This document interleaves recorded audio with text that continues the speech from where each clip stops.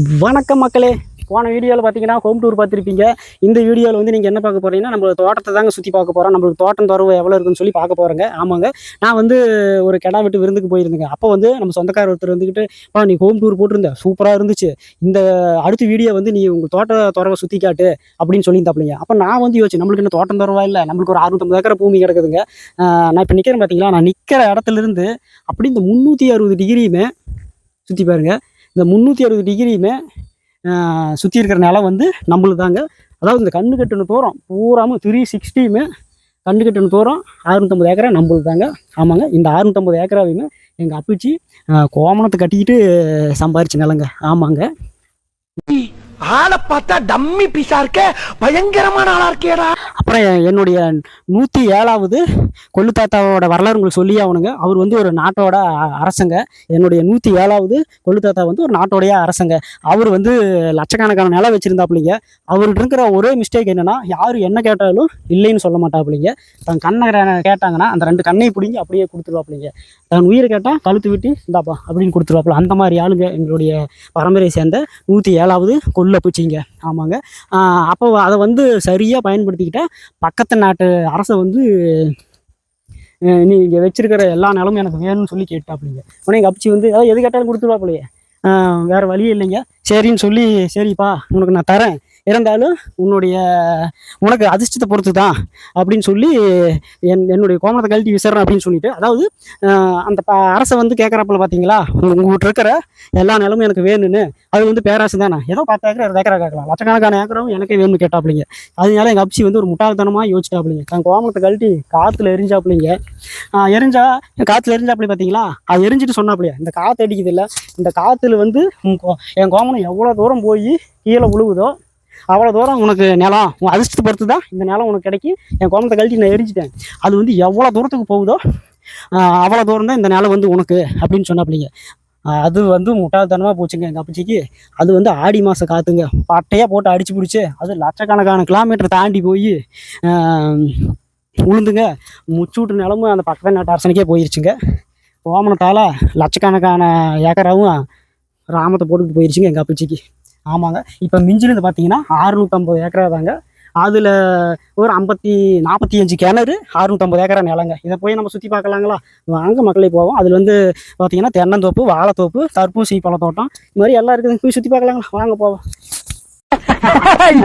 இதெல்லாம் நாளைக்கு சரித்திரத்துல வரும், எனக்கு செலவு வைப்பாங்க, ஸ்டூடெண்ட்ஸ் எல்லாம் நோட்ஸ் எடுப்பாங்க. இப்போ நான் எங்கே வந்திருக்குன்னு பார்த்தீங்கன்னா, நம்ம வாழைத்தோப்புக்கு தாங்க வந்திருக்கிறேன். இங்கே வந்து பார்த்தீங்கன்னா எல்லா வகையான ரகமும் வச்சுருக்கிறேங்க. செவ்வாழை, பச்சைநாளம்பழம், கற்பூரவள்ளி, சாம்பிராணி, ஊதுபத்தின்னு சொல்லி எல்லா வகையான ரகமும் வச்சுருக்கிறேங்க. இப்போ இது வந்து வாழைத்தோப்பு பார்த்தீங்கன்னா 25 ஏக்கராங்க. ஒரு 4 வருஷத்துக்கு முன்னே தாங்க இது வந்து 25 ஏக்கரா 25 கோடிக்கு பிடிச்சிங்க. ஆமாங்க, இது வந்து நான் வெளிநாட்டுக்கு எக்ஸ்போர்ட் பண்ணுறேங்க. வருஷத்துக்கு பார்த்தீங்கன்னா ஒரு 3-4 கோடி கிடைக்குதுங்க. ஆமாங்க, இப்போ நான் அடுத்தது எங்கே வந்திருக்குன்னு பார்த்தீங்கன்னா, நம்ம வேப்பமர தோப்புக்கு தாங்க வந்திருக்கிறேன். 71 ஏக்கரா எங்கிட்ட இருக்குதுங்க. இந்த 71 ஏக்கராவுமே வேப்ப மரத்தை தாங்க நான் தோப்பாக வச்சுக்கிறேன். நீங்கள் வந்து தென்னந்தோப்பு பார்த்துருப்பீங்க, மாந்தோப்பு பார்த்துருப்பீங்க, கொய்யா தோப்பு பார்த்துருப்பீங்க. எங்காவது உலகத்தில், இந்தியாவில், தமிழ்நாட்டில் எங்காவது வேப்ப மர தோப்பு பார்த்துருக்கீங்களா? எங்கிட்ட இருக்குதுங்க. எங்கேயுமே கிடையாது, எங்கிட்ட இருக்குது. 71 ஏக்கராவும் வேப்ப மர தோப்பு நான் வச்சுருக்கிறேங்க. பாருங்க மக்களே, பாருங்கள், இருக்குதுங்களா? அதாவது வேப்ப மரத்துலேருந்து வருது பார்த்தீங்களா வேப்பங்கொட்டை, அதை வந்து நான் பவுட்ரு பண்ணி ஃபாரினுக்கு அனுப்புகிறேங்க. வருஷத்துக்கு பார்த்தீங்கன்னா எனக்கு 10 கோடி ரூபா லாபம் கிடைக்குதுங்க. 71 ஏக்கரா வேப்ப மர தோப்பில் எனக்கு வருஷத்துக்கு வந்து பார்த்தீங்கன்னா வேப்பம்பழம் பவுட்ரு பண்ணி ஃபாரின் அனுப்புறது மூலம் எனக்கு 10 கோடி ரூபா லாபம் கிடைக்குதுங்க. எங்கேயுமே இந்த தோட்டம் இருக்காது, எங்கிட்ட தான் இருக்குது. அப்படி ஒரு வேலை உங்கள்கிட்ட இருந்துச்சுன்னா கமெண்ட் பண்ணுங்கள். எங்கிட்ட வந்து வேப்ப மர தோப்பு எங்கிட்ட இருக்குது அப்படின்னு சொல்லி கமெண்ட் பண்ணுங்கள். ஓகேங்களா? ஓகேங்க.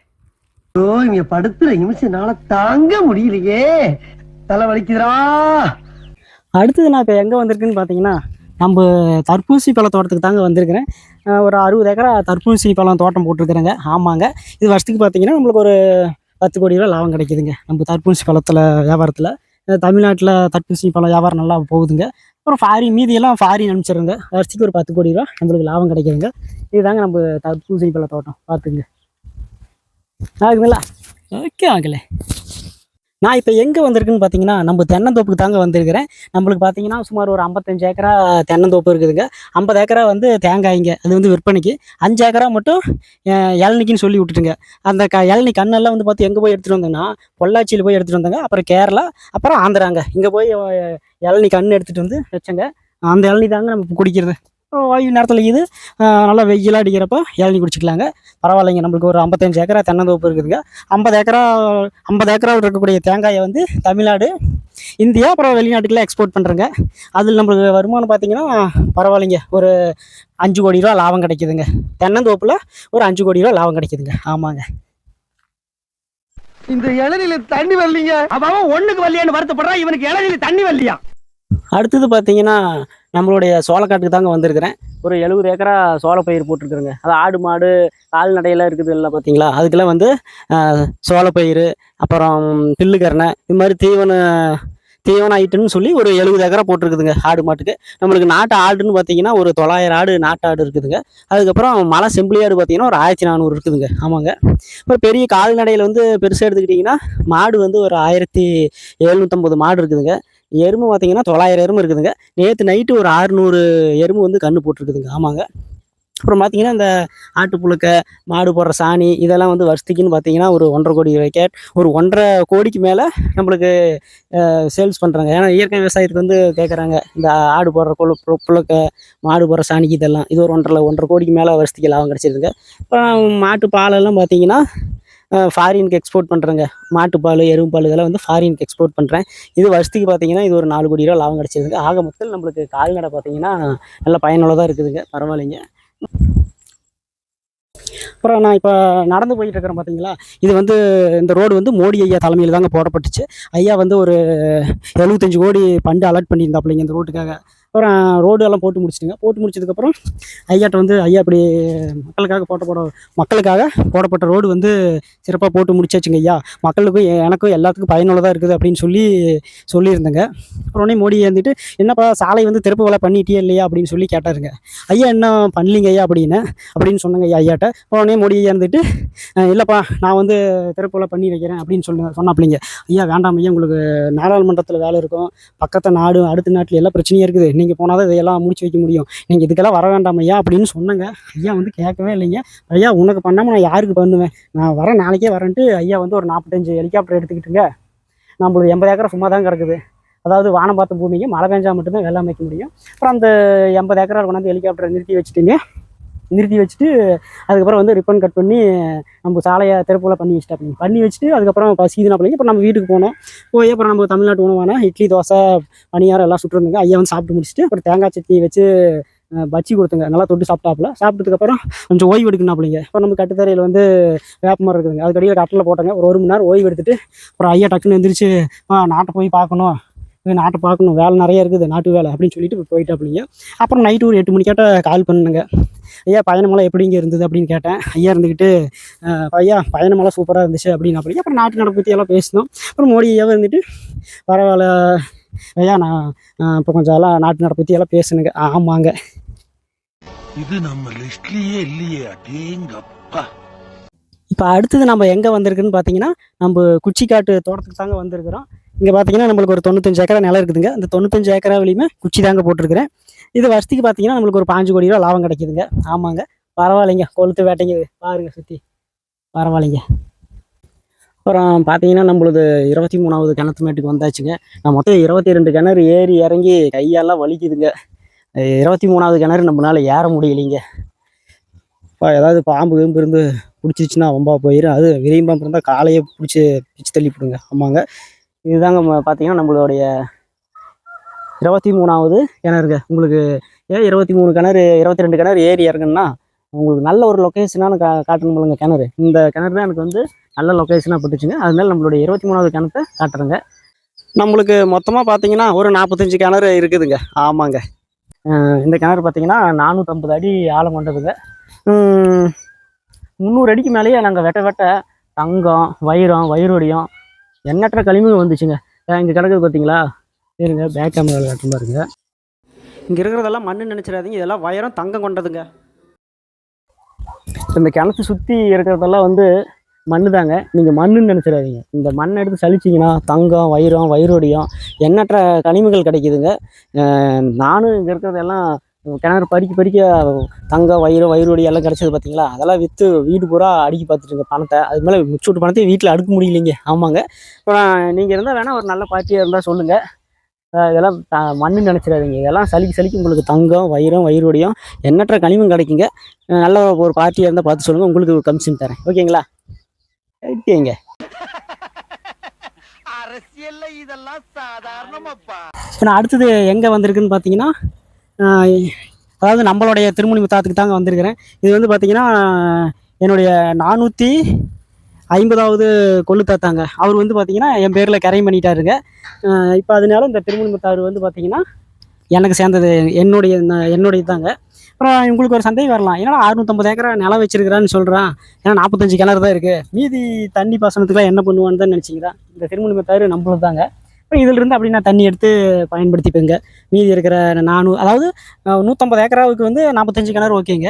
மீதி 400 ஏக்கராவுக்கு தாங்க இந்த திருமுனி முத்தாத்துலேருந்து தண்ணி எடுத்துக்கிறேங்க. நம்மளுக்கு பரவாயில்லைங்க. அதுக்கப்புறம் பார்த்தீங்கன்னா மக்களும் இதிலிருந்து எடுத்துக்கிறாங்க. அதாவது குடிநீருக்கு, ஆடு மாட்டுக்கு, அதுக்கப்புறம் பார்த்தீங்கன்னா விவசாயத்துக்கு எல்லாம் எடுத்துக்கிறாங்க. அப்புறம் நானும் எதுவும் சொல்கிறது இல்லைங்க, சரி பயன்படுத்திட்டு போகிறாங்க அப்படின்னு சொல்லி விட்டுறதுங்க. ஆமாங்க.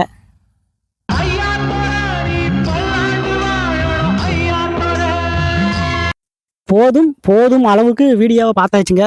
இதுக்கு மேலே நம்ம 650 ஏக்கராவையும் சுற்றி பார்க்கணும்னா 8 மாதம் ஆகி போயிருங்க. ஆயெல்லாம் போகாதுங்க, 8 மாதம் ஆகி போயிருங்க. பார்த்தீங்கன்னா நம்ம உங்கள் பிறப்பும் முடிஞ்சு போயிடும், என் பிறப்பும் முடிஞ்சு போயிருங்க. அவ்வளோ ஏக்கரா தோட்டமெல்லாம் கிடக்குதுங்க. 650 ஏக்கரா 650 ஏக்கராவையும் சுற்றி பார்க்கணும்னா இந்த பிறப்பே பத்தாதுங்க. ஆமாங்க. அதனால இதோட அப்படியே நம்ம முடிச்சுக்கலாங்க. பார்த்தீங்கன்னா நம்மளுக்கு இன்னும் சுற்றி பார்க்குறதுக்கெல்லாம் பார்த்தீங்கன்னா இன்னும் சந்தன மரம் இருக்குதுங்க, ஜவ்வாது மரம் இருக்குது, அப்புறம் இது சவுக்கு மரமெல்லாம் கிடக்குதுங்க, செம்மரம் கிடக்குது. இதெல்லாம் சுற்றி பார்க்கணும்னா முடியாதுங்க. வாய்ப்பே இல்லை ராஜாங்கிற மாதிரி வாய்ப்பே இல்லைங்க, முடியாது. அதுக்கப்புறம் பார்த்தீங்கன்னா இன்னும் நம்மளுக்கு பண்ணை இருக்குது, கழுது பண்ணை இருக்குது, பாம்பு பண்ணை இருக்குதுங்க. இதையெல்லாம் பார்க்கணும்னா அதேமாரி பார்த்தீங்கன்னா பறவை வகையில் பார்த்தீங்கன்னா கோழி அது இதுன்னு எக்கச்சக்கமானது கிடக்குதுங்க. அதையெல்லாம் நீங்கள் பார்க்கணும்னா டைமே பத்தாதுங்க. அதனால போதுங்கிற அளவுக்கு இந்த வீடியோவை முடிச்சுக்கலாங்க. அப்புறம் பார்த்தீங்கன்னா என்ன சொல்கிறது, இப்போ நான் என்ன உங்கள்கிட்ட சொல்கிறது,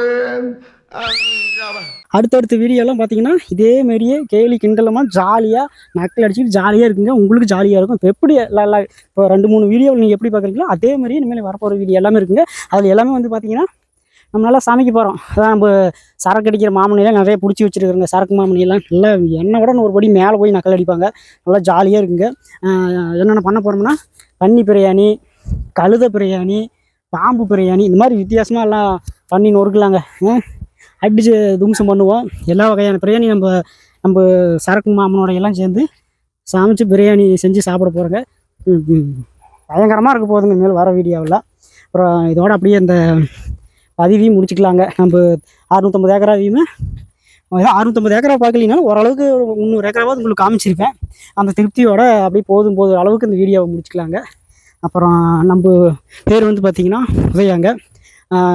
நம்ம சேனலில் மக்கள் 7 உங்களுக்கு தெரியும். அப்புறம் இதோட அப்படியே நம்ம வீடியோ முடிச்சுக்கலாங்க. ஆமாங்க. சரிங்க, பாய்ங்க.